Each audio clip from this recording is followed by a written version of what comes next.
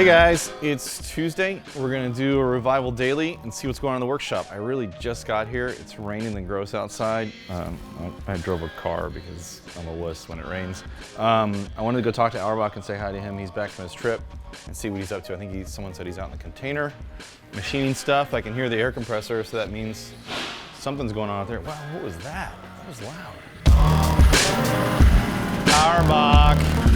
Howdy. It's not loud out here at all. Never. So, welcome back. Thanks. We haven't really talked. I've been avoiding you on purpose. Yeah. Because I want to hear a full story. I don't want to hear just like little pieces. Nothing's broken. Nothing's broken. You made it through the trip. Made it. How about Thursday night we hang out, have some whiskeys? Yeah? Can you do that? I wouldn't argue with that. No. All right. Because I want to hear your shit. I want to hear what happened. I got plenty of stories. Yeah? All right, good. Ah, the noise stopped. So you immediately got back to work. What are you working on? This is just a gauge cup for a outside customer. He doesn't have his bike here. He just sent us a drawing, so machining a little aluminum cup for his gauge. Aluminum cup for his moto gadget? I'm not sure what gauge he's doing. He just gave you an OD and Yeah. said, cut me out a gauge. Yeah, he was able to do a pretty good drawing, so we said, hey, we'll knock that out. Machining from alloy. What else are you doing? I know you've been working on the switches. Are the Haas back up again? Yeah, Haas is up and running. It was running all day yesterday, so I've got my first. I know it was broken for a while there. This batch here, first 6, you can pick them up there, Yeah. 6 production run parts straight off the mill. They're a little sharp. They're sharp, they haven't been deburred. Are you going to tumble them or just deburr them? They'll get tumbled, polished up a bit until they go to anodize, so either black or a clear ano. So people are going to ask immediately, why are these different from the ones that other people sell? Because there are people that sell switches to this spec of similar style. Right. But can you tell people why they're different?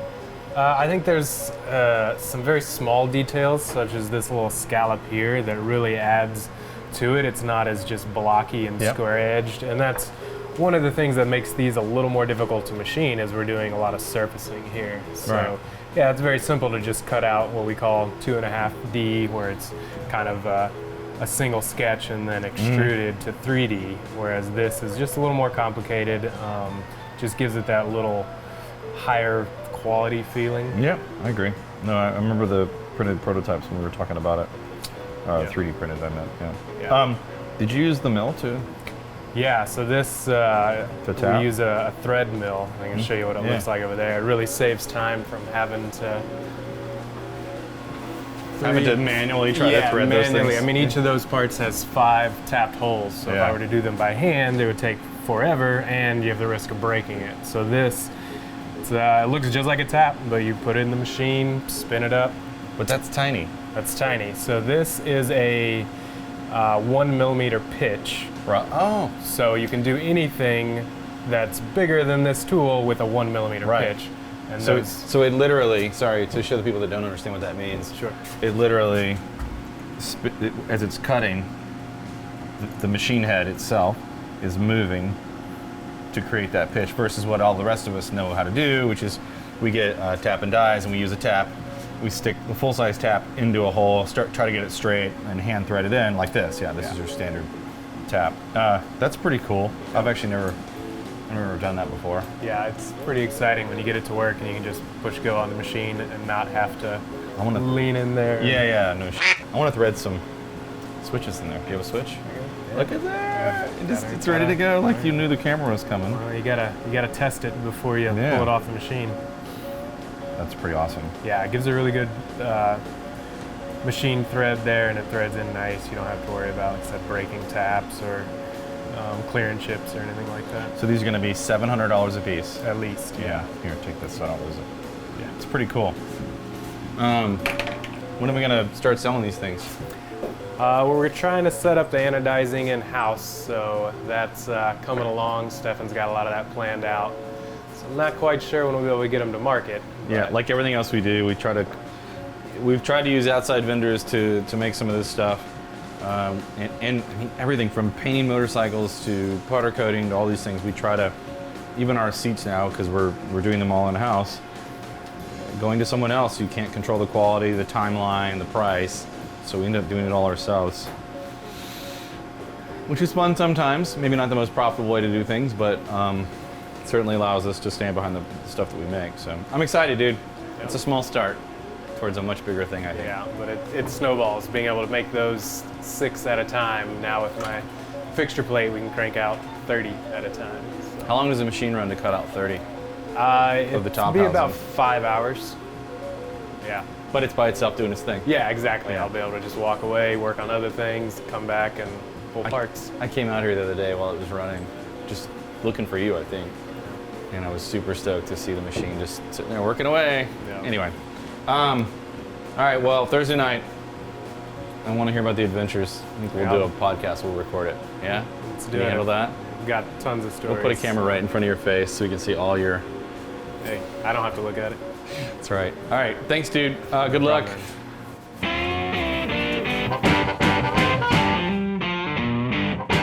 Andy! Andy! What are you doing? Oh my God, you're so loud. Well, I learned it from you. Yeah. So... How's it going? Good. How are you? I'm good. Working on some more BMW stuff today. The motor's back together. The motor is back together, and I have it in my eager little hands. What were you doing back here? Building a battery? Yeah. So we'd already set up a battery mount for it previously on the mock-up motor. So we used one of our ready-made. And just modified it. Yeah, just modified it to bolt where the airbox clamp went. So this will hold a lithium iron Yeah, that'll hold a 12-cell anti-gravity. Anti-gravity. Yep. So because this crankcase is modified, you can see that it was, normally it comes across here. Yeah. Somebody cut it away. Chopped it. Yeah. So because we're using a starter and some other parts of the battery that we want to hide, we're making a new cover. You're making an alloy cover. Yeah, making a whole new cover to replace the airbox and the top cover. That's pretty cool. So yesterday I made mounts. Yep. So you got Out some of nice stainless? little stainless round bar mounts. Nobody will ever see them, but it's okay. No, the guys on watching the YouTube Well, video will yeah, see how nice you guys will see them. From now on, that's the best part about dailies, right? They get to see all the crap we hide that looks really nice. But so I've got a pattern. This is the start I like of it. my It's cover. it's really good. Yeah. So that's gonna go. Stop, child. If I acted mature, you wouldn't know what to do. Yeah, that looks like it fits even. So this will be. You're gonna need to pull that in a little bit, but Yeah. So this will be a 3-part piece. This will wrap here, and then I'll pattern a cover. 2 covers over Yeah, each side. and then they'll get welded in. I've got my part right here already laid out, so I'm about to go ahead and start shaping that on the English wheel. How many hours are you in before you get to that? Honestly, the mounting and the patterning is probably the most labor-intensive part. I think I have like 4 hours into that, maybe 5, something like that. Yeah, that's all. I just wanted you to explain to people that to Yeah. get to the point where we just have a flat piece of aluminum, you're 4 or 5 hours in, to be precise. It's funny, I was laughing and seeing this, crooked that is, but I know now I look at it that it's because whoever cut this case It's asymmetrical. cut it, Yeah. cut it crooked. And the motor itself is just that way, but Yeah.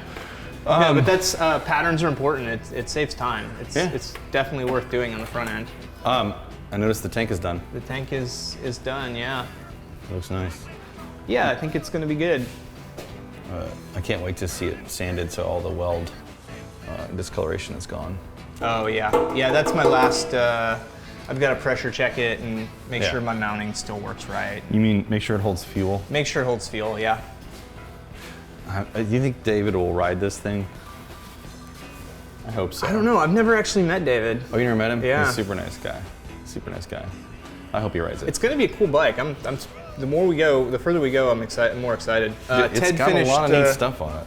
What? I don't know if we talked about this before, but Ted got the brake plates machined. So, so that it would work. yeah, I've got to do a little bit of hand relief on through here because this is contacting the fork leg, Yeah. and you can see it won't let the axle go all the way through. You're gonna So do a that'll little be clearancing. A little bit of die grinder work, and no one will ever know. And then obviously build brake stays. But I like this brake. Yeah. On the Chirani. How do you say it? Chirani? Chirani? Yeah. Cheery. I don't know. Cheery Annie. These are a really cool, essentially a copy of the old Chiranis that people would put on Italian race bikes. A lot of race bikes, really. But they're more adjustable and better than the older ones. Modern internals. They're because they've got modern internals, and they are kick-ass looking and really cool. But obviously, if you look really close, the ones that they used to make were not machined this way. They were cast. These are cut from billet. I mean, they're amazing pieces. Even the mounts for the fenders are just so machining. cool. The machining marks on them are really, really. I want to really leave. good. I want to leave them so that those that know go, oh yeah. Anyway, replicas. That's what they call them. Yes. Chirani replicas. Yes. They say right there, replica, just like in the. And the fact that you've got replica written down the side of your gun. Anyway, all right, that's enough movie references, dude. It looks cool. I'm excited. What the hell's this?